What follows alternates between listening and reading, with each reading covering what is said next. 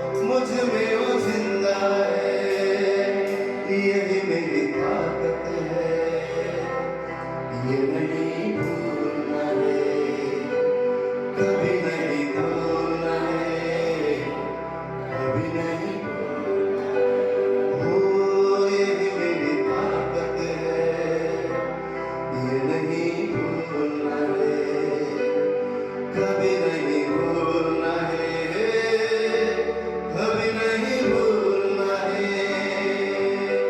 ओ शैतान चालाक है, करता है वार है, मसलूब यीशु से हो गया है, छू भी न पाएगा अब कभी वो मुझे, ना डरा पाएगा अब कभी वो मुझे, यही मेरी ताकत है, ये नहीं भूलना है, कभी नहीं भूलना है, कभी नहीं भूलना है। हाँ, यही मेरी ताकत है, ये नहीं भूलना है, कभी नहीं भूलना है, कभी नहीं भूलना है। हालेलुया। ये गीत हमारे जीवन के कभी कभी सच्चाई को दिखाता है। हालेलुया। जब परमेश्वर हमें ब्लेस करता है, आशीष करता है, जब हमें पुरानी जिंदगी से निकाल कर अपने चट्टान पर खड़ा करता है, हमें हर तरफ से वो संवारता है। जो अपमान में हम थे वो हमें अच्छा नाम लेकर आता है। जो चीज हमसे दूर था, वो दुख में थे, कष्ट में थे, तकलीफ में थे, उन चीजों से निकाल कर जब परमेश्वर हमें ब्लेस करने लगता है, कई बार हम सोचते हैं कि नहीं, ये मेरे बल से, ये मेरी बुद्धि से, ये मेरे ज्ञान से, मैंने ऐसा किया इसलिए ऐसा हुआ, मैंने ये डिसीजन लिया इसलिए ऐसा हुआ, वो मेरे परफेक्शन की वजह से, मेरी वजह से। कई बार हम भूल जाते हैं। परंतु हर एक विश्वासी को सदा एक बात याद रखना है, हमारी बुनियाद यीशु मसीह है, हमारा बल यीशु मसीह है, हमारा सामर्थ्य यीशु मसीह है। भले हमारे पास कुछ रहे या हमारे पास कुछ ना रहे, या हम बहुत ही ज्यादा आशीष और श्रीमंत क्यों ना हो जाए, हमें याद रखना है हमारी बुनियाद हमारा खुदा है। हमारा भरोसा हमारा परमेश्वर है, हमारा बल हमारा परमेश्वर है। हमारे अपनी बुद्धि से नहीं, हमारे अपने ज्ञान से नहीं, हमारे अपनी ताकत से नहीं, हमारे अपने धन से नहीं, हमारे अपनी शिक्षा से नहीं, हमारे पहचान से नहीं, परंतु केवल उसके अनुग्रह के द्वारा आप और मेरा जीवन सदा हुआ है, आप और मैं जीवित है। हालेलुया। सदा ये जानना है कि यीशु मसीह मेरा बुनियाद है, यीशु मसीह मेरा भरोसा है, मेरा बल है, मेरा सामर्थ्य है, जहां से मैं सामर्थ्य को पाता हूं। लास्ट संडे को फिलिप्पी अध्याय से हमने पढ़ा था, क्या पढ़ा था? जो मुझे सामर्थ्य देता है उससे मैं सब कुछ कर सकता हूं। तो हमारा सामर्थ्य कौन देता है? हमारा प्रभु यीशु मसीह, हमारा परमेश्वर की ओर से हमें सामर्थ्य देता है। हालेलुया। सदा हम उसके उपकारों को याद रखें और सदा ये जाने कि हमारा जो जड़ है, जहाँ से हमें पानी मिलता है, जहाँ से हमें प्रोटीन मिलता है, जो भी चीज एक पेड़ के लिए जरूरत होता है वो जड़ से मिलता है। सदा हमारा जड़ हमारा यीशु मसीह है। आमीन। और हम क्या हैं? डालियां हैं, उससे लगे हुए डालियां हैं। और डालियां हमें सब पता है, फलता है, फूलता है, लोग आते हैं, कभी भी जड़ की तारीफ नहीं करते। जड़ तो दिखता भी नहीं है, दिखता डालियां है, उसके फल है। प्रभु का काम कितना निराला है हमारे जीवन में, वो हमारे जीवन में पीछे से काम करता है और हमारे अंदर अपने फल को डालता है, ताकि लोग हमारे फलों को देखकर जाने कि परमेश्वर की हम संतान है। वो अपना पहचान हमारे थ्रू करवाता है। क्यों? वो हमारा बुनियाद है, जड़ है, तो सारा कुछ हमें उससे मिलता है। हालेलुया। और वो पेड़ हमेशा हरियाली में रहता है, हमेशा फला हुआ रहता है, जिसको सदा पानी मल मिलता है। तो इसका मतलब क्या है? जो भी परमेश्वर से जुड़ा हुआ रहेगा, जो भी हमेशा अपनी बुनियाद को याद करेगा, प्रभु मैं आज इतना आशीषित भी हूं ना, ये तेरी वजह से।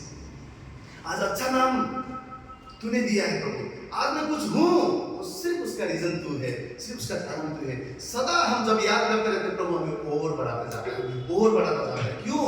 क्योंकि परमेश्वर सदा नम्रता पसंद करता है। परमेश्वर सदा चाहता है कि उसके कार्य की हम तारीफ करें, सदा उसको महिमा दें, सदा हम उसकी आदर करें। जो भी हमारे जीवन में होता है, हम कभी ना सोचे कि मेरी वजह से हुआ, लेकिन मेरे खुदा की वजह से हुआ।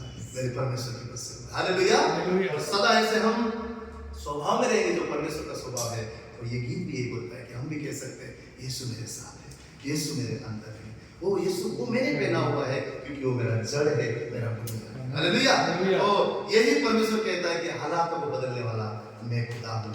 और हम पवित्र शास्त्र में जब देखते हैं याहीर की बेटी को लहू बहने वाली स्त्री को परमेश्वर ने छूकर चंगा किया, तो ये सिर्फ शारीरिक चंगाई की बात ही नहीं है, आज आत्मा की चंगाई को भी यीशु मसीह कर सकता है। कई लोग ऐसे जो बाहर से अष्टपुष्ट दिखते हैं, सब अच्छा दिखता है, लेकिन उनका हृदय अंदर से बहुत ही ज्यादा दुखी है, हार्ट में है। क्यों? शैतान कभी कभी हृदय में भी प्रहार करता है, मन को भी व्याकुल करता है, परिस्थिति मन को व्याकुल करता है। लेकिन हमारा परमेश्वर ना सिर्फ शरीर परंतु आत्मा को भी चंगा करने वाला, हृदय को भी चंगा करने वाला, हृदय में भी अपना आनंद भरने वाला आपका परमेश्वर। हालेलुया। आइए हम सब मिलकर इस गीत को गाते हैं। हालात बदल जाते हैं, परिस्थिति बदल जाता है, यहाँ तक कि इंसान का जीवन भी बदल जाता है, क्योंकि यीशु मसीह जीवित है, यीशु मसीह बदलने के लिए आया है। हालेलुया। इस दिन में यहाँ पर हम जमा हैं, कल से बेहतर आज परमेश्वर हमें बदलेगा, आज से बेहतर कल हमें वापस बदलेगा, क्योंकि यीशु मसीह कहते हैं मैं अंश अंश करके बदलने के लिए आया हूं। आमीन। आइए हम सब मिलकर इस गीत को गाएंगे। हालात बदल जाते हैं, अपने आप से कहे हालात बदल जाते हैं, यीशु तेरे आने से, यीशु तेरे आने से, यीशु तेरे आने से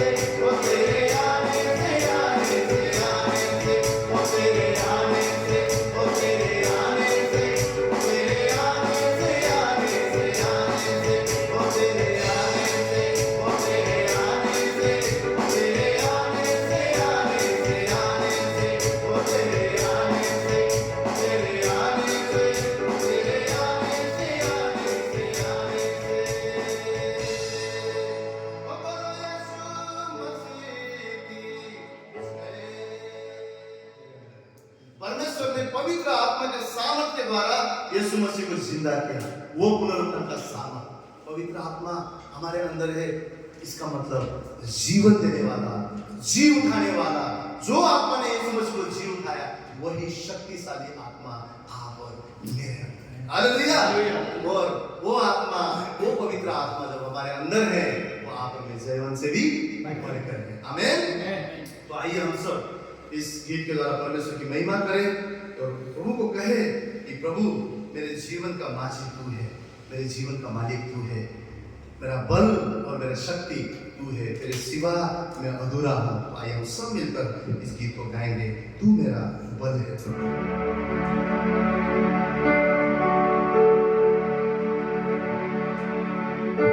उठती लहरों में, डूबती नैया में, उठते लहरों में, डूबती नैया में, तू ही है मेरा कप्तान, संग मेरे इस दरमियाँ, तू ही है मेरा कप्तान,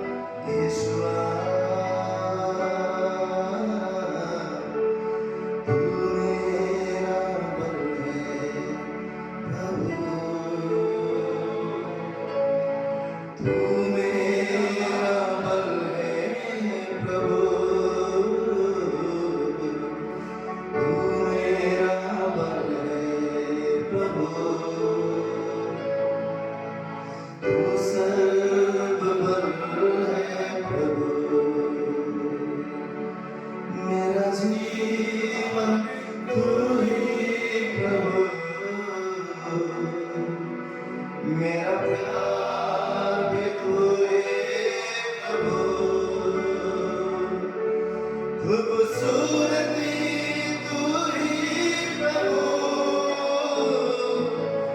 मेरा सब कुछ है तू ही प्रभु,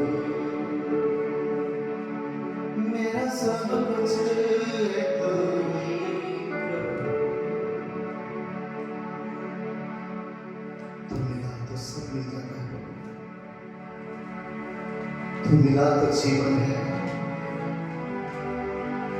तू है तो हम जीवन से भी बढ़कर हैं। तेरे बिना हम कुछ नहीं कर सकते प्रभु। सदा ये हृदय तेरे उपकारों को जाने, सदा ये हृदय तेरी स्मरण करे प्रभु। तुझसे अलग होकर हम कुछ भी नहीं कर सकते, तुझसे जुदा होकर, तुझसे दूर होकर हम कुछ भी नहीं कर सकते प्रभु। सहायता करना, मदद करना, सदा तेरी उपस्थिति की खोज करें, सदा तेरे चरण में आकर प्रभु तुझसे बल, तुझसे बुद्धि, तुझसे शक्ति को मांगे प्रभु, सदा तुझसे मदद मांगे, क्योंकि तू ही हमारा उत्तम सहारा है, तू हमारा सब कुछ है। हम तुझे धन्यवाद देते हैं प्रभु। तू हमारा बल है, तू हमारी ताकत है, तू हमें छुड़ाने वाला प्रभु है। हमारा तन मन धन सदा तेरा है प्रभु।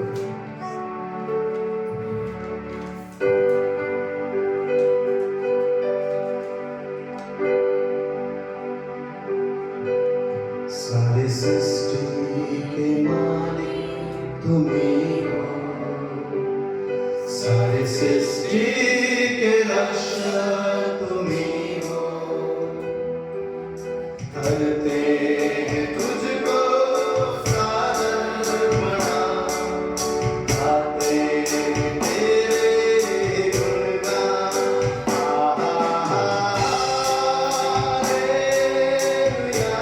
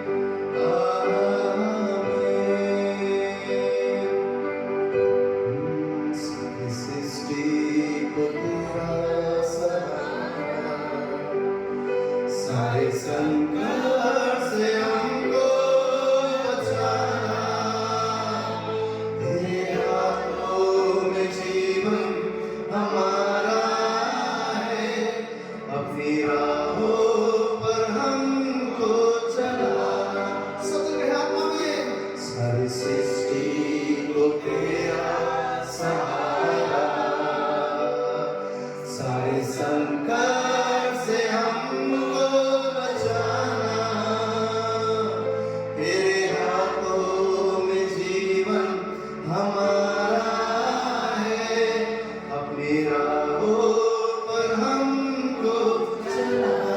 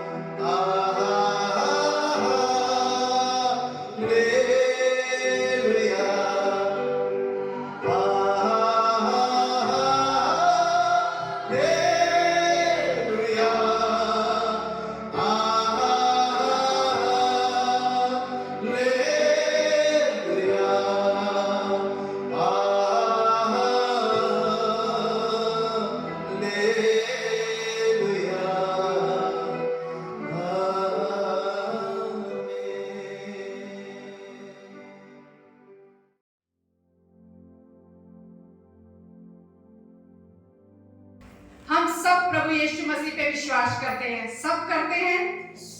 आज का मेरा जो परमेश्वर के वचन का विषय है वो यही है, विश्वास वो जो परमेश्वर की सामर्थ को खींचे, या हमारे विश्वास की पहुंच कहां तक है, कैसा हमारा विश्वास है, क्या वो विश्वास हम रखते हैं जो परमेश्वर की सामर्थ को खींचता है। हम विश्वास रखते हैं, सिर्फ मन का विश्वास नहीं, सिर्फ शब्दों का विश्वास नहीं, सिर्फ सुनी सुनाई बातों का विश्वास नहीं, लेकिन आज परमेश्वर के वचन से हमने सीखेंगे कि हमारा विश्वास कौन सा विश्वास है, कौन सा विश्वास है हमारा। और अगर हो सके तो हम आज अपने विश्वास की जांच करें, क्या मेरा विश्वास ये विश्वास है, क्या इसकी पहुंच परमेश्वर तक है, क्या ये परमेश्वर की सामर्थ को खींचता है। क्योंकि परमेश्वर का वचन अगर हम देखते हैं, विश्वास की डेफिनेशन क्या है, तो इब्रानियों 11:1 हम सबको पता है विश्वास क्या है। विश्वास आशा की हुई वस्तुओं का निश्चय और अनदेखी वस्तुओं का प्रमाण है। मतलब जो हमने नहीं देखा उसको हम सोच रहे हैं हमने देखा है और हमने पा लिया है। अनदेखी वस्तुओं का प्रमाण है, जो हमें नहीं दिखाई दे रही लेकिन निश्चय कह रहे हैं हम, मैंने इसको पा लिया है। और इब्रानियों 11:6 अगर हम देखते हैं तो वहां क्या कहता है वचन कहता है कि जो परमेश्वर के पास आते हैं उनको ये विश्वास करना है कि वो है और अपने खोजने वालों को प्रतिफल देता है, यानी विश्वास प्रतिफल लाता है। क्या आपका विश्वास प्रतिफल लाता है? अगर नहीं लाता तो हमें आज चेक करना है क्या है हमारा वो विश्वास, कहां हमसे गलती हो रही है, कहां विश्वास में हम चूक रहे हैं। क्योंकि विश्वास ये नहीं है कि मेरा विश्वास बड़ा है, मेरा विश्वास छोटा है, मेरा विश्वास मजबूत है। नहीं, विश्वास होता है किस बात पर हम विश्वास करते हैं। विश्वास की अहमियत ये है किस बात पर विश्वास किया जा रहा है, वो प्रतिफल आ रहा है या नहीं आ रहा। हमारा बुलाने वाला सच्चा है। 1 थिस्सलुनीयों 5:24 कहता है तुम्हारा बुलाने वाला सच्चा है।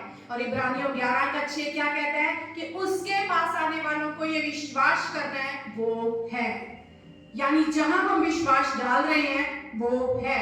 अगर हमारा विश्वास वहां जा रहा है तो वो अपने खोजने वालों को प्रतिफल देगा, तो फल मिलेगा। वो विश्वास जो सामर्थ को खींचता है, वो विश्वास जो प्रतिफल को लाएगा, वो विश्वास जो वहां तक पहुंचेगा। पवित्र शास्त्र में बहुत से उदाहरण हम देखते हैं जहां यीशु मसीह कहते हैं तेरे विश्वास ने तुझे बचा लिया, तेरे विश्वास ने तुझे चंगा किया, तेरा विश्वास बड़ा है, तेरे विश्वास के कारण ही मैंने तेरे जीवन में ये काम किया है। ये विश्वास सिर्फ ये नहीं है जो अनदेखी वस्तुओं का प्रमाण है, लेकिन आज इब्रानियों 4:14 अगर हम पढ़ें तो वहां से हम सीखेंगे विश्वास क्या कहता है। इब्रानियों 4:14 में लिखा है, इसलिए जब हमारा ऐसा बड़ा महायाजक है जो स्वर्गों से होकर गया है, अर्थात परमेश्वर का पुत्र यीशु, तो आओ हम अपने अंगीकार को दृढ़ता से थामे रहें। वो कह रहा है जो स्वर्गों से होकर गया है, ऐसा बड़ा महायाजक हमारा है, अर्थात परमेश्वर का पुत्र यीशु, तो आओ हम अपने अंगीकार को दृढ़ता से थामे रहें। यानी हमारा अंगीकार कौन है? यीशु है, और उसे हम दृढ़ता से थामे रहें। और अंगीकार होता क्या है? जो हम मुंह से बाहर निकालते हैं, जो हम मुंह से बोलते हैं, वो अंगीकार करते हैं हम। वो शब्द, यानी हम हमेशा वो शब्दों को बोलते हैं जो हमारे मुंह से हमने जो अपने अंदर दृढ़ता से थामे हुए हैं। और यहाँ वचन कह रहा है अपने अंगीकार को दृढ़ता से थामे रहो। विश्वास सिर्फ प्रार्थना करना नहीं है कि हमने प्रार्थना करी और उसके बाद हम दिन भर उस समस्या के बारे में बोलते रहे। नहीं, विश्वास वो है जब हमने प्रार्थना कर ली, हमने दृढ़ता से उसे अंगीकार कर लिया, मैंने इसे पा लिया, मैं इसे देख नहीं रहा पर मैंने इसे पा लिया। दृढ़ता से अंगीकार करना विश्वास है। किसको दृढ़ता से अंगीकार करना है? यीशु मसीह को, उसे। और यीशु मसीह हमारे जीवन में क्या बोलते हैं, क्या कहते हैं, उनके वायदे हमारे लिए क्या हैं, उन्हें हमें हर दिन दृढ़ता से अंगीकार करते हुए अपने मुख से घोषित करना है। ये हमारा विश्वास होता है, ये हमारा विश्वास होता है। और एक विश्वास जो है, एक विश्वासी अपने विश्वास के द्वारा ही विश्वासी कहलाता है। अगर हम सारा दिन सबके सामने अपनी समस्याओं को लेकर रो रहे हैं, वो हमारा विश्वास नहीं है, वो हमारे विश्वास का अंगीकार नहीं है। विश्वास करने में डर, अविश्वास, संदेह ये नहीं आएगा। ये किसी ने प्रतिज्ञा नहीं की हमसे, ये यीशु मसीह ने भी प्रतिज्ञा नहीं की कि विश्वास करो तुम्हारे अंदर डर नहीं आएगा। यीशु कहते हैं विश्वास कर, डर मत। तुझमें अविश्वास कहां से आ गया? संदेह ना कर, अविश्वासी ना बन। तो इसलिए ये चीजें हमारे जीवन में आ सकती हैं, लेकिन हमें क्या करना है? कौन सा विश्वास सामर्थ को खींचेगा? जब हम अंगीकार को दृढ़ता से थामे रहेंगे, जब हम अंगीकार को दृढ़ता से थामे रहेंगे। भजन संहिता 37:31 में लिखा है, उसके परमेश्वर की व्यवस्था उसके हृदय में बनी रहती है, उसके पैर नहीं फिसलते। यानी दृढ़ रहते हैं हम, फिसलते नहीं हैं। कौन? जिनके अंदर परमेश्वर की व्यवस्था बनी रहती है। विश्वास आता है परमेश्वर के वचनों से, और परमेश्वर यहाँ क्या कह रहे हैं? जिनके अंदर वो बना रहता है उनके पैर कभी फिसलते नहीं हैं, वो दृढ़ रहते हैं, वो अपने अंगीकार को दृढ़ता से थामे रहते हैं, क्योंकि उन्होंने उन वचनों को अपने अंदर लिया हुआ है। अगर हम निकालें 2 कुरिन्थियंस उसका 1 अध्याय, जिनके पास बाइबल है आप सब निकाल सकते हैं। 2 कुरिन्थियंस उसका 1 अध्याय अगर हम निकालें और उसके 17 वचन में देखते हैं, वहां क्या लिखा हुआ है? मैंने जो यह इच्छा की थी कि तो क्या मैंने चंचलता दिखाई, या जो करना चाहता हूं क्या शरीर के अनुसार करना चाहता हूं, कि मैं बात में हाँ हाँ भी करूं और नहीं नहीं भी करूं। यह पौलुस कह रहा है कि मैं क्या चंचलता दिखाता हूं? ये वो कह रहे हैं चंचलता दिखाई, या जो करना चाहता हूं क्या शरीर के अनुसार चाहता हूं, कि बात में हाँ हाँ भी करूं और नहीं नहीं भी करूं। ये कौन कर रहा है? वो कह रहा है जो चंचलता है। चंचलता क्या होती है? कभी हाँ कभी नहीं। और वो क्या कह रहा है? शरीर के अनुसार करना चाहता हूं क्या मैं, बात में कभी हाँ कहता हूं कभी नहीं कहता हूं। मेरा विश्वास है ये काम होगा, पता नहीं होगा भी कि नहीं होगा, शायद हो भी सकता है।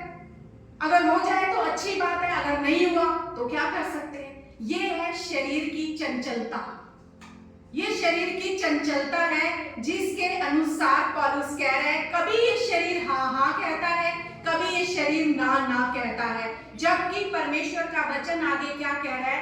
परमेश्वर सच्चा गवाह है कि हमारे उस वचन में जो तुमसे कहा हाँ और नहीं दोनों नहीं पाए जाते। परमेश्वर के वचन में होगा भी शायद ना भी हो, ऐसा नहीं पाया जाता।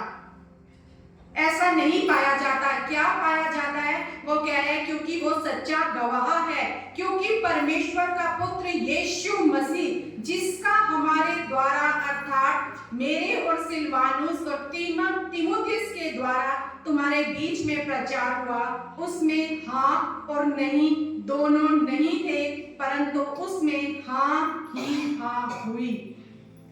उसमें हाँ ही हाँ हुई। जब आप इस वचन को अंदर लेते हैं, उसके ऊपर विश्वास रखते हैं, तो आपको हाँ ही कहना है।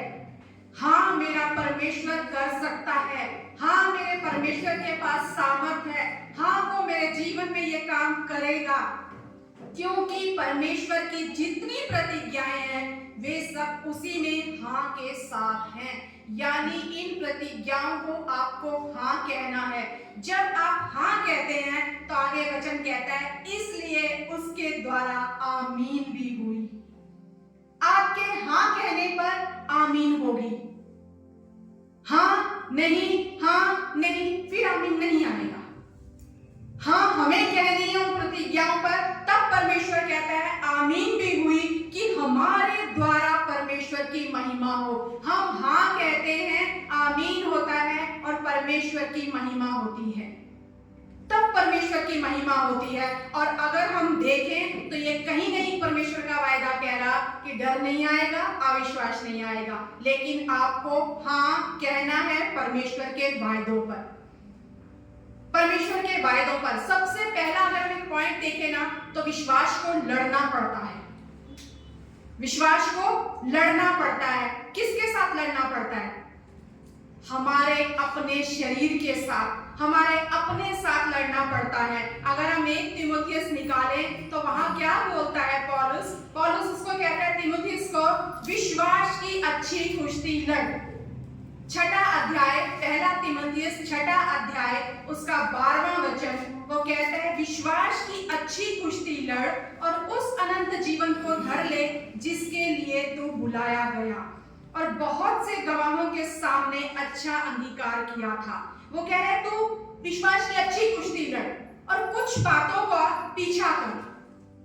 कौन सी बातों का? वो कह रहे 11वें वचन में धर्म, भक्ति, विश्वास, प्रेम, धीरज और नम्रता का पीछा कर। और उससे ऊपर अगर हम देखें तो वो कह रहे हैं कि तुझे कुछ बातों से भागना भी है। किन बातों से भागना है? वो कह रहे हैं 9वां वचन अगर हम पढ़ते हैं, वहां लिखा है ऐसी परीक्षा और फंदे और बहुत सी व्यर्थ और हानिकारक लालसाओं में फंसते हैं जो मनुष्यों को बिगाड़ देती हैं। कौन सी बिगाड़ती हैं? जो धन के पीछे भागते हैं, क्योंकि रुपए का लोभ सब प्रकार की बुराइयों की जड़ है। ये हमारे शरीर की अभिलाषाएं हैं, ये हमें विश्वास से, वो आगे क्या कह रहा है, क्योंकि रुपए का लोभ सब प्रकार की बुराइयों की जड़ है जिसे प्राप्त करने का प्रयत्न करते हुए बहुतों ने विश्वास से भटक कर अपने आप को नाना प्रकार के दुखों से छलनी कर लिया। विश्वास को लड़ना पड़ता है शरीर की अभिलाषाओं से, संसार की अभिलाषाओं से। शरीर में जो इच्छाएं पैदा होती है ना, और पैसा होना चाहिए मेरे पास, और पैसा होना चाहिए। 8वां वचन क्या कहता है? यदि हमारे पास खाने और पहनने को हो तो इन्हीं पर संतोष करना चाहिए। सिर्फ खाने और पीने के लिए है, तुम्हारी जरूरतें पूरी हो रही हैं, संतोष करो, संतोष करो, नहीं तो इन चीजों के पीछे भागोगे तो ये तुम्हें बिगाड़ देंगी, विश्वास से भटक जाओगे तुम। वो कह रहे हैं लड़ना पड़ेगा इस शरीर को, लड़ना पड़ेगा इस शरीर, विश्वास को शरीर से, अभिलाषाओं से, और भी बहुत सी चीजों से शरीर को लड़ना, विश्वास को लड़ना पड़ता है। कई बार हम कहते हैं शैतान से लड़ना पड़ता है। शैतान के लिए तो परमेश्वर कहता है दृढ़ता से उसका सामना करो, लड़ाई मैं करूंगा। आज अगर हम विश्वासियों के जीवन में देखें ना, तो वो सिर्फ शैतान से लड़ रहे हैं, सिर्फ शैतान से लड़ रहे हैं। शैतान ये करता है, शैतान वो करता है, शैतान ऐसा करता है। परमेश्वर से ज्यादा उनके मुखों से शैतान की भक्ति हो रही है, उसका गुणानुवाद हो रहा है, जबकि परमेश्वर कहता है तुम्हारे मुख से सदा मेरी जय जयकार सुनाई दे। लेकिन अगर आप बड़े से बड़े विश्वासी के पास भी बैठो तो वो आपको शैतान को कैसे बांधना है, शैतान को कैसे कंट्रोल करना है, शैतान को कैसे अपने कब्जे में रखना है, आपको सिर्फ यही शिक्षा देंगे। जबकि परमेश्वर कहता है उसका सामना करो, मेरे निकट आओ, मेरे अधीन हो जाओ और शैतान का सामना करो। लड़ाई परमेश्वर करेगा। आप शैतान से लड़ नहीं सकते, आप शैतान को तब तक हरा नहीं सकते जब तक आप खुद सामर्थी नहीं हैं। आपको उलझने की जरूरत नहीं है, आपको अपने शरीर से लड़ने की जरूरत है और उस शैतान का सामना करने की जरूरत है। यहाँ हम मसीह कई बार उल्टी डायरेक्शन में चल रहे हैं, परमेश्वर को छोड़कर उस शैतान की भक्ति कर रहे हैं। हम उसे कैसे कंट्रोल कर लें, जबकि परमेश्वर कहता है सब कुछ मेरे नियंत्रण में है। और एक चीज आप सोचिए, जो पहले ही हारा हुआ है उसे आप कैसे हराएंगे? वो तो पहले ही हारा हुआ है, अधमरा है वो, उसे आप कैसे और मार रहे हैं? वो तो आपकी ही शक्ति को खींच रहा है। अब अपनी सारी शक्ति उसके ऊपर व्यर्थ गवा रहे हैं, उस शैतान के ऊपर जो अधमरा है। अगर आपके सामने यहाँ एक आधा मरा हुआ सांप है तो आपको कोई मूर्ख ही कहेगा। अगर आप बार बार उसे ही लाठी मार रहे हो, उसे ही लाठी मार रहे हो, क्या हो रहा है? आप अपनी शक्ति उसके ऊपर खर्च कर रहे हो, अपनी शक्ति उसके ऊपर खर्च कर रहे हो। जबकि परमेश्वर कहता है मेरे निकट आओ, मेरे निकट आओ। आज परमेश्वर चाहता है इस विश्वास को बढ़ाने के लिए अपने शरीर से लड़ो। ये हाँ ना इस जंग से निकल के मेरी प्रतिज्ञाओं पर हाँ कहो, तभी तुम्हारे जीवन में आमीन होगी, तभी तुम उस प्रतिफल को प्राप्त कर सकते हो, तभी तुम उस सामर्थ को अपनी ओर खींच सकते हो। इन संसार की बातों में मत उलझो, ये भटका देंगी तुम्हें विश्वास से, हटा देंगी तुम्हें तुम्हारे विश्वास से। अगर इसी अध्याय में हम देखते हैं तो वहां क्या लिखा हुआ है? 21वें वचन में लिखा है, कितने इस ज्ञान का अंगीकार करके विश्वास से भटक गए। ज्ञान का अंगीकार करके भी लोग भटक गए हैं इस विश्वास से। क्यों? क्योंकि वो उलझ गए, उनके रास्ते उलझ गए। अगर हम 15वां वचन पढ़ते हैं तो वहां क्या लिखा है?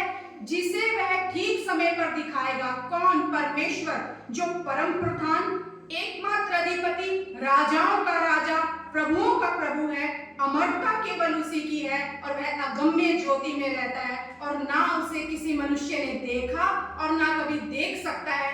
उसकी प्रतिष्ठा और राज्य युगानुयुग रहेगा। आमीन। शैतान का राज्य नहीं टिकने वाला, जिसका राज्य टिकेगा वो कह रहा है मैं ही सर्वश्रेष्ठ हूँ, मैं ही एकमात्र अधिपति हूँ, मुझ में ही अमरता वास करती है। मुझ पर अपना विश्वास रखो, मुझ पर अपना विश्वास रखो। लड़ो इस विश्वास को लड़ाई करो शरीर की अभिलाषाओं से। वहां लगाओ इस विश्वास को। हाँ की हाँ, ना की ना होनी चाहिए। प्रतिज्ञाएं हाँ में पूरी होती हैं तभी आपके जीवन में आमीन आएगा। दृढ़ता से अपने अंगीकार को थामे रहो। अविश्वास आ सकता है। अब्राहम और सारा को जब परमेश्वर ने कहा तुम्हारे पुत्र होगा, एक वारिस होगा, वो अपने हालात देखकर उस विश्वास कर रहे हैं, लेकिन अपनी परिस्थिति देखकर, अपनी शारीरिक दशा देखकर थोड़ा संदेह कर रहे हैं, और संदेह में उन्होंने क्या किया? अपनी मर्जी बीच में डाल दी, जिसका भुगतान आज तक हो रहा है। अगर हम एक और घटना पढ़ते हैं यूहन्ना के चैप्टर 6वें अध्याय में, तो वहां 5000, आप सुन सकते हो, खाली घर जाके देखना, 5000 की भीड़ जब यीशु मसीह के पीछे आती है, यीशु मसीह उस भीड़ को देखकर अपने चेले फिलिप्पुस से पूछते हैं इनके लिए कहां से हम रोटी लाएंगे? जबकि वहां लिखा है लाइन, यीशु मसीह ने उसे परखने के लिए ये बात कही थी। वो क्या बोलता है? इनके लिए तो 200 दिनार भी कम पड़ जाएगा। उसे यीशु मसीह नहीं दिखाई दे रहे, लेकिन उसे वो पैसे से वो गिनती कर रहा है, कितना इनके लिए जुगाड़ करना पड़ेगा, कितनी रोटी इनके लिए इकट्ठी करें, कितना पैसा इनके लिए लगेगा। ये साधारण सी बात है, क्योंकि कई बार हम परिस्थितियां देखकर अपने आंकड़े जोड़ने लगते हैं, अपनी बातें जोड़ने लगते हैं, जबकि परमेश्वर कहता है जो मैंने कह दिया अगर तुम उसमें हाँ जोड़ते हो तो आमीन मेरे द्वारा पूरा होगा। आमीन मैं करूंगा उसको, पर तुम्हारी हाँ मुझे चाहिए। तुम्हारी हाँ मुझे चाहिए।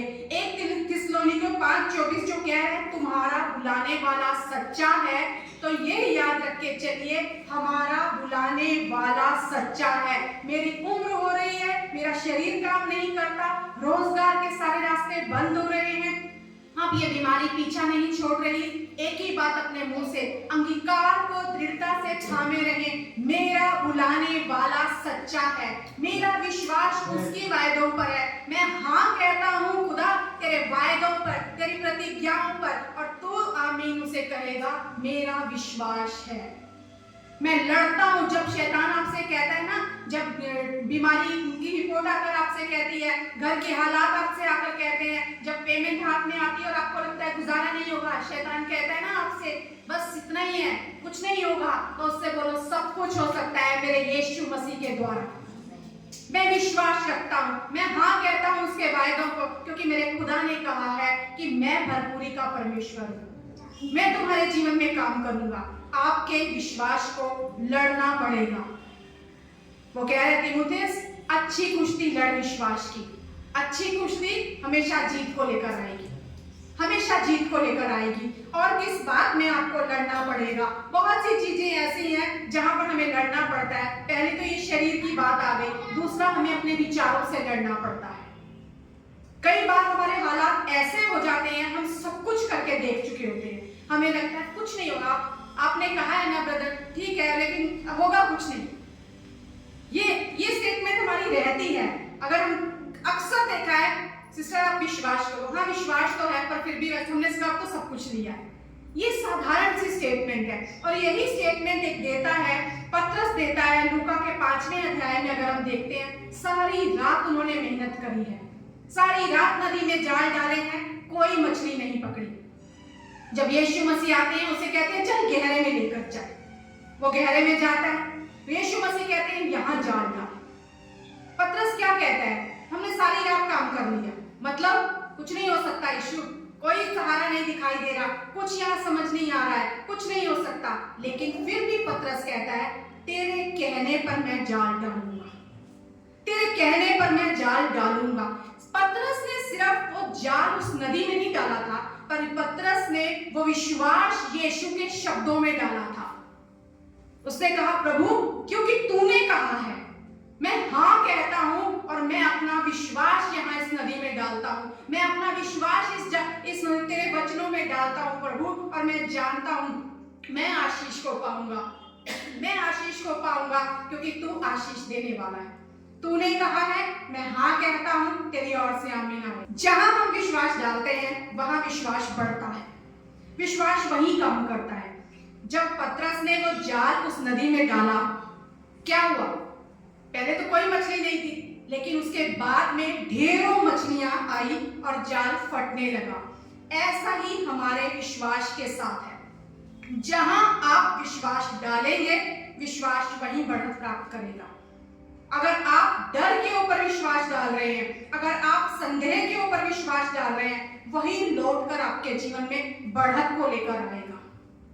बहुत से ऐसे व्यक्तियों को मैंने देखा है जो अपने जीवन में किसी एक बात को लेकर डरते रहे, डरते रहे, डरते रहे, और 5, 6, 7, 8 साल बाद वही बात उनके जीवन में प्रतिफल को लेकर आई है, प्रतिफल को लेकर आई है। एक बात को बार बार अपने जीवन में बोलते थे और वही बातें उनके जीवन में पूरी हुई हैं। क्यों? क्योंकि उन्होंने उसमें अपना विश्वास डाला। सुनी सुनाई बातों पर अगर आप विश्वास डालते हैं, वही आपके जीवन में प्रतिफल लेकर आएंगी। अगर आप भय में विश्वास को डाल रहे हैं, वही भय आपके जीवन में प्रतिफल को लेकर आएगा। यीशु मसीह कहते हैं मेरे शब्दों में अपना विश्वास डालो। पतरस ने कहा यीशु तू कहता है मैं जाल डालता हूँ, यीशु आप कहते हैं मैं आपके शब्दों में विश्वास डालता हूँ, और जहां आप विश्वास डालेंगे वहीं से आप बढ़त को खींच कर लाएंगे, वहीं से बढ़त को आप प्राप्त करेंगे अपने जीवन में। ये खुदा आज हमसे चाहता है, कहां आपका विश्वास डल रहा है, कहां आपका विश्वास डल रहा है, कहां आप डाल रहे हो। अगर हम एक और घटना पढ़ते हैं, मत्ती में ही लिखी हुई है, वहां पे लिखा हुआ है 2 अंधे यीशु मसीह के पास आते हैं। यीशु मसीह एक घर में पहुंचते हैं, तो वो दोनों यीशु मसीह के पास आते हैं और आकर यीशु मसीह से कहते हैं कि यीशु मसीह हमें चंगा कर दे। यीशु मसीह उनसे क्या पूछते हैं, क्या तुम ये समझते हो कि मैं ये कर सकता हूँ? वो कहते हैं हाँ, हम समझते हैं, कर सकते हैं। और यीशु मसीह क्या करते हैं? मत्ती 9वां अध्याय 28 व 29 वचन में लिखा है, जब वो उससे पूछते हैं क्या मैं ये कर सकता हूँ, तुम समझते हो? तो वो क्या कहते हैं? हाँ, आप कर सकते हैं। तब उसने उनकी आंखें छूकर कहा, तुम्हारे विश्वास के अनुसार तुम्हारे लिए हो, और उनकी आंखें खुल गई। यानी क्या तुम मुझ पर विश्वास करते हो? क्या तुम मेरी बातों को हाँ कहते हो? क्या तुम समझते हो मैं सच्चा हूं? क्या तुम जानते हो जो मैंने कहा है वो सब सही है? वो कहते हैं हाँ, हम मानते हैं इस बात को, आप ये कर सकते हो। तो यीशु मसीह क्या कह रहे हैं उनसे?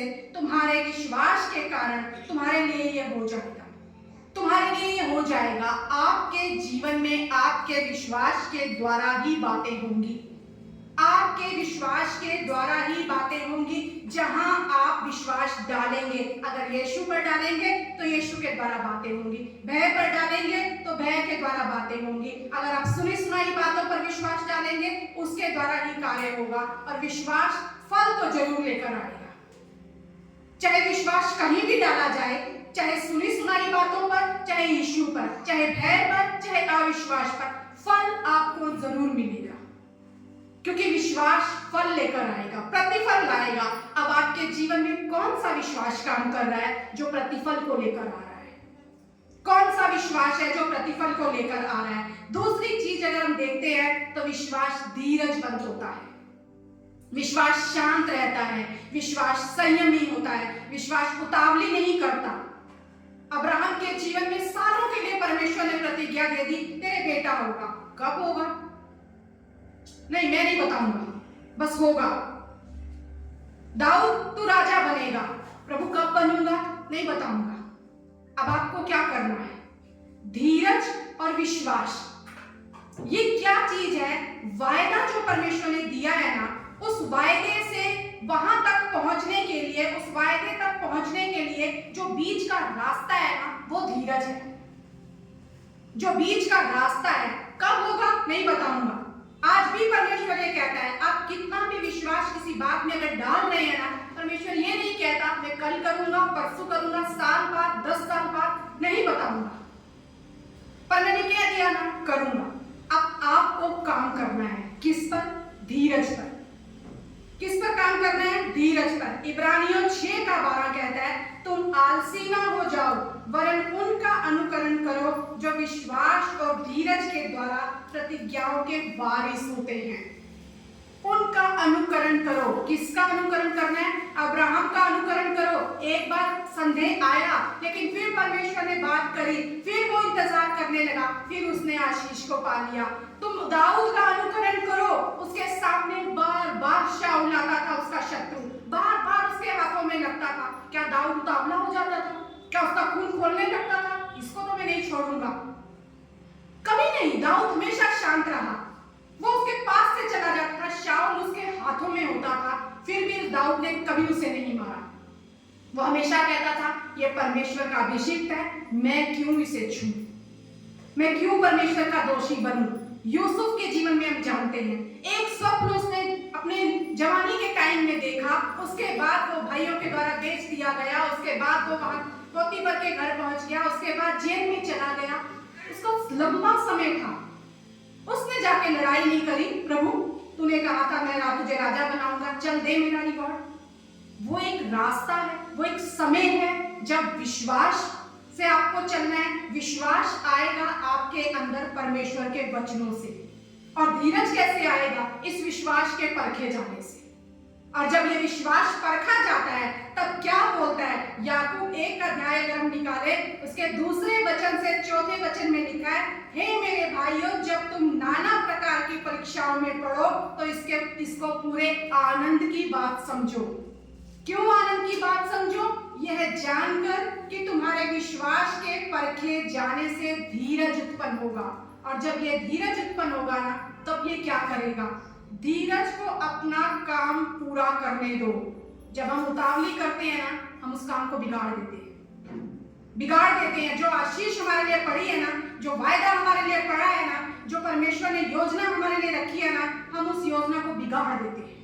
वचन कह रहा है धीरज को अपना काम पूरा करने दो, तुम पूरे और सिद्ध हो जाओ और तुम में किसी बात की घटी ना रहे।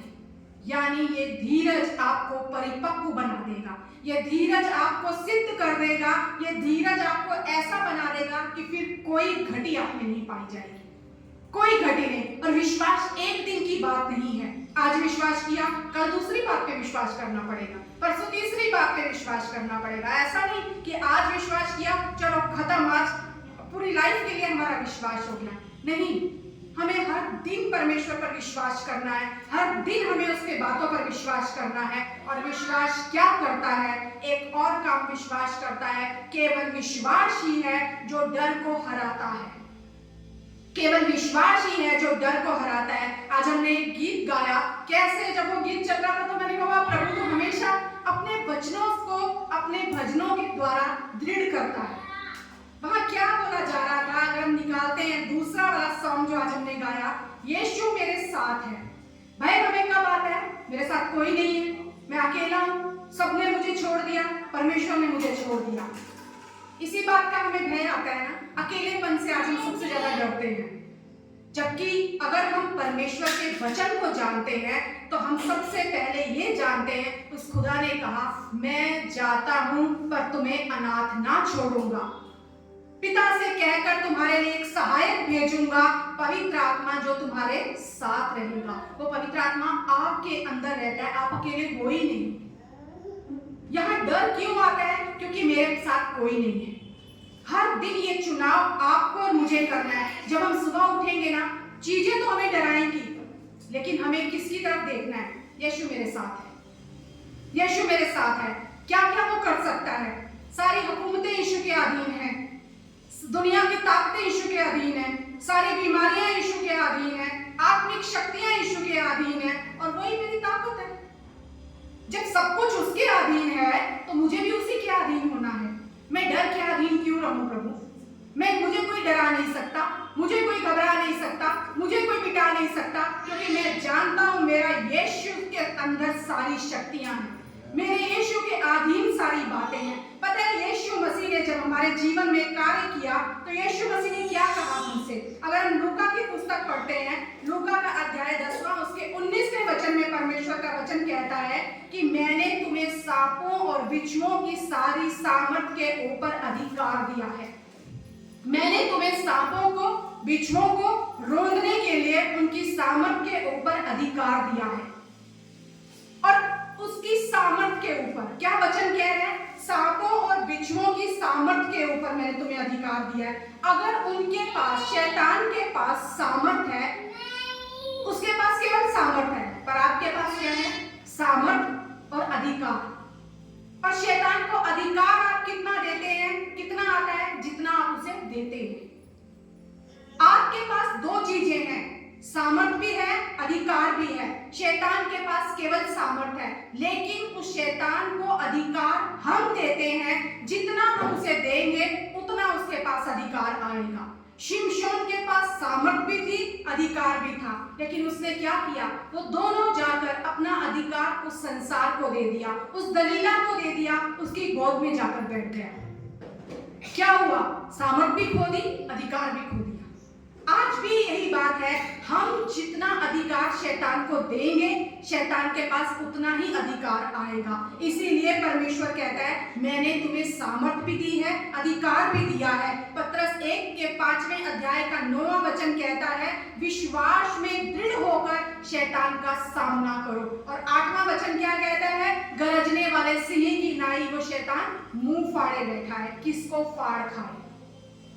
पर परमेश्वर क्या कह रहे हैं? दृढ़ होकर, विश्वास में दृढ़ होकर, अपने अंगीकार को दृढ़ता से थाम कर, अपने विश्वास को लड़ाकर, कुश्ती जीत कर तुम भय के ऊपर सामर्थ पा सकते हो। तुम्हें शैतान से डरने की जरूरत नहीं है। तुम्हारा ये विश्वास तुम्हें जयवंत करता है, तुम्हारा ये विश्वास तुम्हें जयवंत करता है। विश्वास क्या है? विश्वास याग को लेकर आता है, विश्वास जय को लेकर आता है, विश्वास बढ़त को लेकर आता है हमारे जीवन में। कब? जब हम उस पर विश्वास रखते हैं जो सही विश्वास के योग्य है, जो सही विश्वास के योग्य है। एक सबसे लास्ट में हम चलेंगे, एक घटना के बारे में हम पढ़ते हैं, वहां परमेश्वर का वचन हमें क्या सिखा रहा है। ये हम सबके सीखने के लिए बात है, हम सबके लिए, मेरे लिए, आपके लिए, हम सबके लिए। कई बार हम ये सोचते हैं, हम कलीसिया में आते हैं, हम चर्च में बैठे वचन सुन रहे हैं, हम विश्वासी हैं। हम सब विश्वासियों के लिए एक बात प्रभु यीशु मसीह कह रहे हैं, जिनके पास बाइबल है सब निकालेंगे। मत्ती का 8वां अध्याय, मत्ती का 8वां अध्याय हम सब खोलेंगे और ध्यान से देखेंगे कि यहाँ परमेश्वर क्या बात करना चाहते हैं। आज कलीसिया से प्रभु यीशु मसीह ये बात बता रहे हैं और हम सब इस पर ध्यान देंगे, सुनेंगे। यहाँ पर हम देखते हैं जब यीशु मसीह कफरनहूम में आते हैं, 5वें वचन से एक सूबेदार यीशु मसीह के पास आता है और आकर कहता है, मेरा सेवक बीमार है, मेरा सेवक बीमार है, लकवा रोग से दुखी पड़ा है।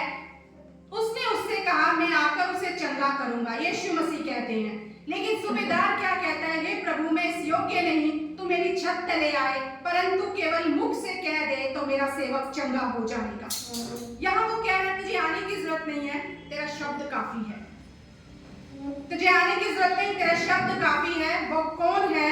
वो सूबेदार है, वो विश्वासी नहीं है, वो विश्वासी नहीं है, वो सेना का सूबेदार है। वो यीशु मसीह से बात कर रहा है और उसके बाद यीशु मसीह क्या कहते हैं, अगर हम देखते हैं 10वें वचन में, यह सुनकर यीशु को अचंभा हुआ। यीशु को अचंभा हुआ, क्योंकि बीच में 2 वचन और हैं, आप पढ़ सकते हो इनको घर पे जाकर। यह सुनकर यीशु को अचंभा हुआ और जो उसके पीछे आ रहे थे उनसे कहा। उसके पीछे कौन आ रहे थे? फॉलोअर्स। कौन है? सारे बिलीवर्स। आज हम फॉलोअर्स हैं, हम विश्वासी यीशु के पीछे चलने वाले हैं। जो आ रहे थे पीछे, उनसे यीशु ने कहा, मैं तुमसे सच कहता हूं, मैंने इजराइल में भी ऐसा विश्वास नहीं पाया, यानी मैंने कलीसिया में भी ऐसा विश्वास नहीं पाया जो विश्वास मैंने इस अविश्वासी में पाया है।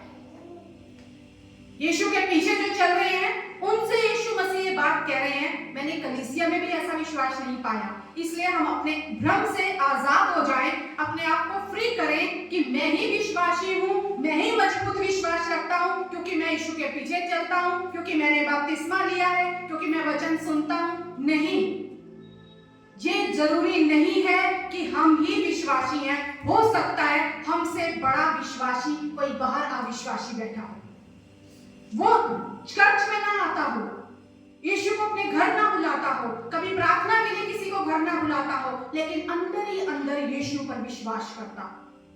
वो कहता है मेरे घर आने की तुझे जरूरत नहीं है। आज हम विश्वासियों को देखे ना, हम सब ये कहते हैं हमारे घर आओ ना प्रेयर करने के लिए। क्यों? क्योंकि यीशु में विश्वास नहीं है कि अगर वो प्रार्थना यहां से की जाएगी तो भी उतनी सामर्थ्य है, तो भी वो उतनी सामर्थ्य है। लेकिन यहाँ यीशु मसीह कह रहे हैं, इस भ्रम से अपने आप को बाहर निकालो कि चर्च में आने वाले ही केवल विश्वासी हैं, लेकिन उनसे बड़ा विश्वास वहां पाया जाएगा। हो सकता है आप अपने आप को विश्वासी कह रहे हो चर्च के अंदर बैठकर, लेकिन हो सकता है जो चर्च नहीं आता लेकिन मुझ पर ज्यादा विश्वास रखता हो, मेरी बातों पर भरोसा करता होगा, और हो सकता है उसी में विश्वास पाया जाता हो। मैं कहूं उसी का विश्वास ऐसा है जो मैंने चर्च में भी नहीं पाया। क्या हमारा विश्वास ऐसा है कि यीशु मसीह जब हमें देखे तो वो ये कह सके कि हाँ मैंने इसमें वो विश्वास पाया, मैंने इसमें बड़ा विश्वास पाया है, मैंने इसका जैसा विश्वास कहीं नहीं पाया। आप किस विश्वास को लेकर चल रहे हैं, या मैं किस विश्वास को लेकर चल रही हूँ? क्या हमारा विश्वास अच्छी कुश्ती लड़ता है, हाँ की हाँ और ना की ना कहता है? क्या हमारा विश्वास डर को हराता है? क्या हमारा विश्वास जहाँ हम डालते हैं वहां बढ़ता है, बढ़त को लेकर आता है कि जो हमारे अड़ोसी पड़ोसी हैं वो भी उस विश्वास के द्वारा आशीषें पाते हैं? क्या हमारा विश्वास इतना है कि जब हम किसी के लिए सुनते हैं वो बीमार है तो हम ये कहते हैं हाँ मेरा यीशु कर सकता है, उसने मेरे जीवन में चंगाई दी, आप विश्वास करो आपके जीवन में भी करेगा, आओ आप भी आशीष को पाओ? या पहले हमारे अंदर ही डाउट आता है, बोलूंगी तो वो क्या बोलेगा, अगर प्रेयर करी और उत्तर ना आया तो क्या होगा? यीशु कहते हैं जहां विश्वास डालोगे वहां से बढ़त को प्राप्त करोगे। विश्वास को लड़ना होगा, विश्वास को बढ़त हासिल करने के लिए वही सही स्थान पर जाना होगा, और विश्वास को, उस डर को हराना है तो विश्वास को बढ़ाना होगा, तभी आपके जीवन में जय आ सकती है। तभी यीशु कह सकते हैं मेरी कलीसिया में मैंने विश्वास को पाया है, मेरे इजराइलियों में मैंने विश्वास को पाया है। ये ऐसा विश्वास रखते हैं कि मैं इन्हें देखकर प्रसन्न होता हूँ, मैं इन्हें देखकर प्रसन्न होता हूँ। विश्वास शांत रहता है, संयमी रहता है, कभी उतावली नहीं करता, धीरज धरता है। अपने जीवन में अगर आप किसी बात पे विश्वास को डाल रहे हैं आज, तो याद रखिए सबसे पहला काम जो आपको करना है, अपने इस मुख को बंद कर लीजिए, शांत रहिए, क्योंकि जीवन और मृत्यु यही है। अगर आपका परमेश्वर पर विश्वास है तो आपके मुख से सिर्फ जीवन की बातें निकलेंगी, अपने लिए भी और दूसरों के लिए भी। आप दूसरों के जीवन में भी कभी मृत्यु को घोषित नहीं करेंगे, कभी कर्ज को नहीं देकर आएंगे, चाहे वो आपका कितना बड़ा भी शत्रु क्यों ना हो, क्योंकि आप जानते हैं मेरा परमेश्वर मेरे मुख से निकलने वाले हर शब्द को सुनता है। क्या कह रहा है वचन? अपने अंगीकार को दृढ़ता से थामे रहो। आपका अंगीकार क्या है? जो आप मुंह से बोल रहे हैं वही आपका अंगीकार है। मैं विश्वास करती हूँ आज इस वचन के द्वारा परमेश्वर ने हमें विश्वास की एक डेफिनेशन सिखाई है, एक मार्ग बताया है किस तरह हम उस सामर्थ को विश्वास के द्वारा खींच सकते हैं। अगर आप प्रतिफल पाना चाहते हैं, हो ही नहीं सकता अगर ये विश्वास आपके अंदर है और आप प्रतिफल को ना पाए। परमेश्वर प्रतिफल देने वाला परमेश्वर है, जो ये कहते हैं वो है, उसके खोजने वालों को वो प्रतिफल देता है। आमीन। अपने अंदर अपने मुख से हर दिन ये घोषित कीजिए, मेरा यीशु सब कुछ करने की सामर्थ रखता है और मेरा विश्वास उस पर है, मेरा विश्वास उस पर है। जहां विश्वास डालेंगे वहीं से प्रतिफल प्राप्त करेंगे। आमीन। आइए परमेश्वर के जोरदार तालियों का आशीर्वाद दें।